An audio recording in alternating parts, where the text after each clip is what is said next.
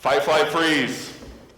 So fight, fight, freeze isn't always punching, staying still, and running away. Those are classical symptoms. We'll see that. You'll see kids get in fights at your school. You'll see kids freeze, right? I've had kids be runners. That's scary. I had one kid got on the fence and everything, man. I was worried about it. Okay? But I see these symptoms way more often. These are the ones you guys got to start looking for when you go back to school next week. I see way more hypervigilance, hyperactivity, hard time sustaining attention. I see that way more often than I see kids fighting. And why is that? Well, you think about it. If I'm a student, I'm coming to class, and I've been hurt by people over and over and over again in my life, what's my brain wired to do?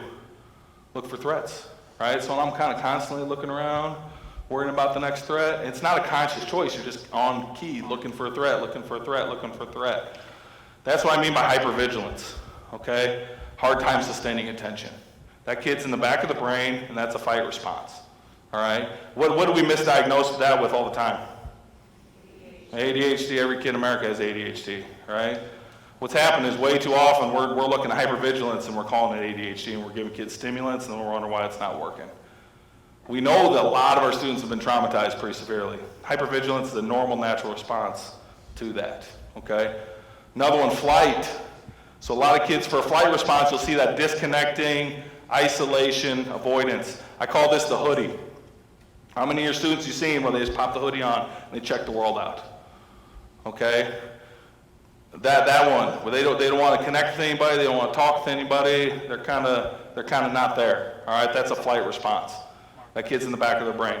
And then the freeze is that disassociation. Disassociation is basically like a numbness. You probably see a lot of cutters in your school, right? Cutting's becoming more and more prevalent. That's because kids don't feel anything, and that cutting kind of releases that pain and helps them feel something. But that's that disassociation. That's that kid that's just glazed over face. You're kind of like, hey, hello, are you here? Hey, come on back, come on, wake up, wake up. That's a back of the brain response, okay? That's a freeze response.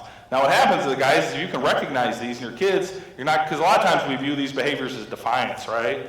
Or not following my rules, or you're making me mad, or you're not paying attention. We start recognizing these for what they are and start using appropriate tools for them. Everything's a lot less personal at school, okay? If the response